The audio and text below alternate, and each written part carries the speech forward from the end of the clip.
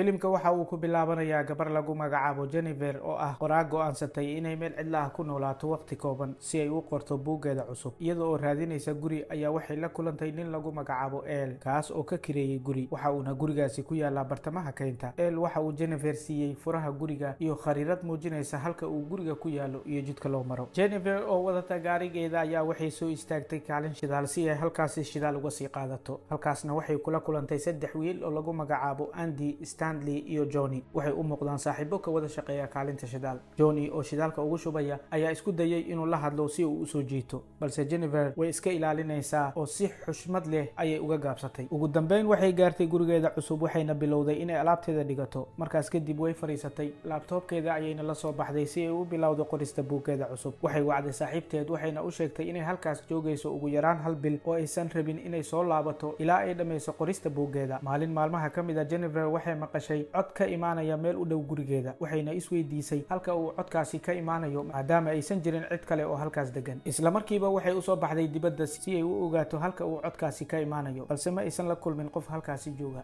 waxayna dib ugu laabatay qolkeeda. cabitaan ayaa korka uga daatay, sidaasi darteed waxay isku dayday inay musqusha gasho si ay isaga soo dhaqdo, laakiin waxay dareentay in qof kale uu guriga ku jiro, qofkaas oo ka qaadaya sawirro iyadoo aanan ogeyn. maalintii xigtay Jennifer waxay u baxday keynta si ay u soo jimicsato, waxayna sidoo kale dareentay dhaqdhaqaaq shaki badan ku dhaliyay oo u muuqda qof iyada daba socda. markay fiirisay waxay aragtay guri duug ah oo la dayacay, waxaana ku dhalatay inay gasho si ay u soo aragto waxa gurigaasi ku jira. gudihiisa waxay ku aragtay dhalooyin khamri ah iyo sidoo kale baaldiyo ay ka buuxaan dareere aashita ah. aashitada waa dareere khatar ah oo jirka bani'aadamka meesha uu ka taabto bedelaya. markay gurigeeda ku noqotay waxay aragtay tubada biyaha oo ciladaysan, waxayna isla markiiba wacday El oo ah ninkii guriga ka kireeyay. waxa uuna u ballan qaaday inuu usoo diri doono qof u hagaajiyo tubada saacad gudaheed. markay wicitaanka dhammaysay, taleefankeeda ayaa si lama filaan ah ugu dhacay musqusha, wuxuuna noqday mid aanan shaqaynayn. in yar kadib waxaa gurigeeda imaanaya nin lagu magacaabo Mateo, kaasoo ah qof qaba baahiyaha gaarka ah. waxa uuna u yimid si uu u hagaajiyo tubada biyaha. inkastoo uu yahay qof hadal yar, haddana waa nin howlkar ah. waxa uuna si degdeg ah u sameeyey tubada biyaha. intay sheekaysanayeen, Jennifer waxay u sheegtay in taleefankeeda uu ku dhacay musqusha. marka uu shaqada dhameeyey way u mahad celisay wayna shumisay, taas oo Mateo ka xishoodsiisay. wuxuuna guriga uga baxay si degdeg ah isagoo aanan qaadan wax lacag ah. dhanka kale, Johnny, Stanley iyo Andy ayaa waxay fadhiyaan meel cidla ah, waxayna halkaasi ku cabayaan khamri iyo waxyaabo kale. Mateo ayaa halkaasi kusoo biiraya, waxaana muuqata in Stanley uu ahaa qofka Jennifer daba socday isaga oo ka duubay muuqaalo qarsoodi ah. Stanley ayaa waxa uu tusayaa saaxiibadiis muuqaaladii uu duubay, isaga oo ku faanaya inuu Jennifer arkay iyada oo suuliga ku jirta, muuqaalna uu ka duubay. iyaga oo sheekaysanaya ayuu Mateo oo ah qof baahiyaha gaarka ah qaba wuxuu u sheegayaa in taleefanka Jennifer uu ku dhacay suuliga. sidaasi darteed saddexda nin waxay go'aansanayaan inay fursadaasi ka faa'iidaystaan. habeenkaasi Jennifer waxay fadhisay miiskeeda iyada oo ku guda jirta qorista buuggeeda cusub, waxayna maqashay cod ka imaanaya bannaanka. albaabka guriga ayay furtay oo waxay u baxday bannaanka si ay u soo hubiso waxa dhacaya. waxayna aragtay shimbir dhimatay oo halkaasi lasoo dhigay. way cabsatay, laakiin waxay go'aansatay inay bannaanka fog usii baxdo si ay u soo hubiso waxa halkaasi ka dhacaya, balse ma aysan arkin qof halkaas jooga. kadibna waxay dib ugu soo laabatay qolkeeda. markay qolkeeda dib ugu soo laabato, waxay si lama filaan ah u arkaysaa sawirkeeda iyo sawirka Stanley oo shaashada laabtoobkeeda ka muuqda. laakiin ka hor intaysan fahmin waxa meesha ka socda, saddexdii nin ayaa guriga ugu soo galaya. waxayna ogaanaysaa in raggan ay guriga soo galeen intay ku mashquulsaneed shimbirka la dilay. waxaana sidoo kale ragga la socda Mateo, kaas oo ay si khasaba kusoo wateen. Jennifer way argagaxday, waxayna isku dayday inay isdifaacdo. sidoo kale waxay u sheegtay inay booliiska wici doonto, laakiin waxay ogyihiin in taleefankeeda uusan shaqaynayn. markaas ayay ku qosleen. waxay isku dayday sidoo kale inay siiso lacag iyo alaabo kale si ay uga tagaan, laakiin Johnny ayaa ka diiday. wuxuuna bilaabay inuu si toos ah ula hadlo, isaga oo weydiinaya sababta ay kaligeed ugu nooshahay meel uusan qof kale joogin. Jennifer ayaa waxay u sheegtay inay halkaas u timid shaqo, waxayna sidoo kale u sheegtay been oo waxay ku dhahday saaxiibkay ayaa sidoo kale ila socda oo iga daba imaanaya. ugu dambeyn waxay ku qasbeen Jennifer inay cabitaanka khamriga la cabto, kadibna waxay noqotay qof sarqaansan, waxayna gashay xaalad aysan isdifaaci karin. waxaa intaas ku xigay fal xun oo kufsi ah oo ay saddexdoodaba u geysteen, iyadoo midkoodna uu ka duubayo muuqaalka. Mateo waa uu joogay halkaas isagoo raggan guriga keenay, laakiin isaga ma awoodo inuu ka difaaco. wuxuuna u muuqdaa qof cabsi badan oo aan go'aan adag qaadan karin. habeenkii oo dhan way kufsanayeen. subaxdii markii ay soo toostay, Jennifer waxay ku aragtay jirkeeda dhaawacyo iyo nabro ka muuqda, waxayna si dhib ah ku gashay suuliga. waxayna isku dayday inay qubaysato. markay muraayadda isku fiirisayna waxay la yaabtay muuqaalkeeda sida uu isu bedelay. waxayna bilowday oohin. si kastaba ha ha ahaatee isla waqtigaas ayaa waxay qaaday dareen ah inay aargoosato. Jennifer waxay ka baxday guriga iyadoo tabar yar, waxayna isku dayday inay gaarto saldhigga booliiska si ay halkaas caawinaad uga raadsato, balse jidka waxaa uga hor yimid gaari booliis ah. waxayna weydiisatay caawinaad, waxayna u sheegtay wax walba oo dhacay iyo kufsiga lagula kacay. askariga booliiska ah ayaa usoo raacay gurigeeda si uu usoo arko waxa dhacay, balse marka uu arkay guriga cidlada ah iyo haraadiga sigaarka ee dhex daadsan guriga, waxa uu la soo baxay weji kale oo isaga ayaaba damcay inuu sidoo kale kufsado, sababtoo ah askariga iyo ragga kale ee iyada kufsaday waa dad asxaab ah oo wada socda. Jennifer markay ogaatay in ninka booliiska ah iyo raggan ay wada socdaan, waxay go'aansatay inay ka baxsato iyadoo dhanka kaynta u carartay. iyagana sidoo kale way ka daba carareen. dhowr ilbiriqsi kadib waxay ku booday webiga, waxayna u qaateen inay dhimatay maadaama aysan biyaha ka soo bixin. saddexda nin waxay dib ugu laabteen kaalinta shidaal iyagoo sheekaysanaya kuna faraxsan inay dhimatay. Storage waxa uu asxaabtiisa ugu hanjabayaa inuu dili doono qofkii uu ka maqlo sheekada kufsiga Jennifer. waxa uuna dib ugu laabanayaa sidoo kale gurigiisa. waxa uu leeyahay xaas iyo hal gabar, waxa uuna isugu muujinayaa inuu yahay aabe wanaagsan. waxayna muddo kadib dib ugu laabanayaan noloshooda caadiga ah iyagoo iska hilmaamay wixii dhacay. adigana sidoo kale waxaad hilmaantay inaad muuqaalka like saarto. Storage ayaa waxa uu u tagayaa El oo ah ninkii guriga ka kireeyay Jennifer, waxa uuna u geynayaa furaha guriga isagoo u sheegaya inay guriga ka guurtay kuna laabatay magaaladeeda. balse muddo kadib El ayaa waxa uu soo wacayaa Storage, waxa uuna u sheegayaa in Jennifer la raadinayo, qofkii ugu dambeeyay ee arkana uu isaga yahay. Storage oo aad uga walwalsan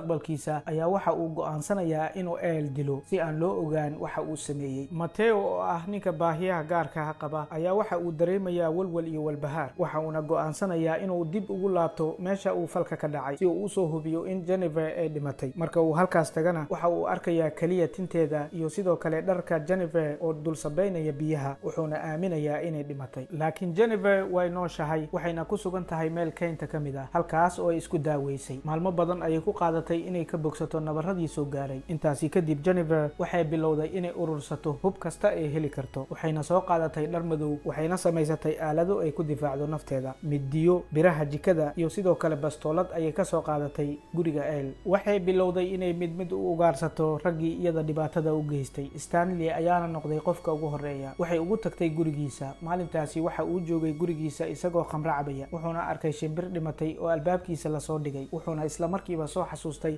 in ficilkaasi uu isaga horay ugu sameeyay Jennifer. sidaas darteed waxa uu dareemay inay tani tahay calaamad muujinaysa inay Jennifer weli nooshahay. wuxuuna aadayaa asxaabtiisa si uu ugu wargeliyo waxa dhacay. sidoo kale mid walba oo iyaga ka mid ah waxa uu arkay isla calaamadaas, waxayna isugu yimaadeen hal meel si ay isu wareystaan. Stanley ayaa go'aansaday inuu raaco tilmaamaha si uu u soo hubsado inay Jennifer weli nooshahay. wuxuuna si kadisa u arkayaa Jennifer oo hortiisa taagan, wuxuuna isku dayayaa inuu dilo, balse ma oga inay siriq u dhigtay, taas uu ku dhacayo isla markaana lugta ka dhaawacaysa. isaga oo halkaas taagan ayay ul weyn qoorta uga dhufatay. marka uu dhacayna waxay ku xirxirtay geed, waxayna ku fasaxday shimbiro kuwaas oo indhaha kala baxay. kadibna Andy ayaa isku dayay inuu saaxiibkiis u gurmado, balse waxay sidoo kale madaxa uga dhufatay bud weyn, wuuna suuxay. waxayna isla markiiba u qaaday meel kale iyada oo xirxirtay. markii uu soo toosayna waxa uu arkay iyadoo hortiisa taagan, waxayna ku dhahday weligaa ma isweydiisay waxa ay dareemi karto qof dumar ah oo aad dulmisay. kadibna waxay madaxa u gelisay biyahana aashato ayay ku dartay, taas oo wejigiisa ka dhigtay mid doorsoomay. Johnny ayay ugu tagtay gurigiisa, wuxuuna la yaabay Jennifer oo hortiisa taagan. kadibna bir ayay madaxa uga dhufatay, wayna xirxirtay si uusan uga baxsan. si xun ayayna u ciqaabtay, ilkaha ayayna ka saartay. ugu dambeynna waxa uu u dhintay xanuun dartiis. haddana waxa u haray oo kaliya Storage oo ah askarigii kufsaday, waxayna u dhex gashay gaarigiisa. marka uu gaariga soo galayna madaxa ayay ka dhaawacday. kadibna sidoo kale way xirxirtay, waxayna u qaadatay meel cidla ah, halkaas ayayna ku dishay. ugu dambeynna waxay u tagtay Mateo